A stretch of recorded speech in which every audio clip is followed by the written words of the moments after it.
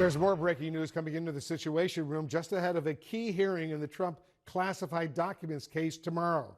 The timing of the former president's trial under review in the aftermath of the U.S. Supreme Court's decision to hear Trump's immunity dispute.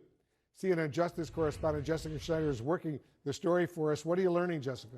Well, Wolf, tonight both sides are really looking to get ahead of tomorrow's arguments. They're both proposing new trial start dates in this classified documents case. So the special counsel now proposing July 8th, and also Trump's team is proposing August 12th.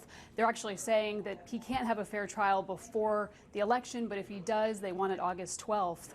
And these are significant time periods after this case was originally slated to go to trial here. And both of these sides are likely proposing these new dates, knowing that there is a very high likelihood that that initial May 20th date will get pushed back at tomorrow's hearing.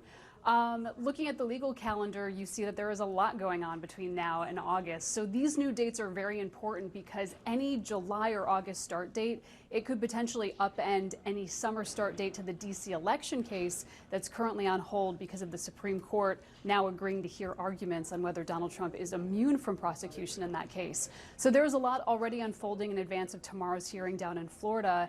That hearing could last most of the day. Donald Trump is expected to attend, and we're also seeing both Trump's team and prosecutors, they're moving forward with plans for this eventual trial. In advance of this hearing, they've submitted a list of questions they want given to potential jurors. Prosecutors in particular, they want to ask prospective jurors if they believe the 2020 election was stolen. So that could be one of the questions.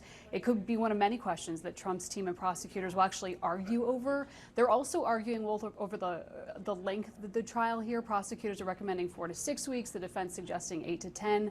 Again, well, part of Trump's team's legal strategy to really delay here by proposing maybe an even longer trial than the prosecutors do.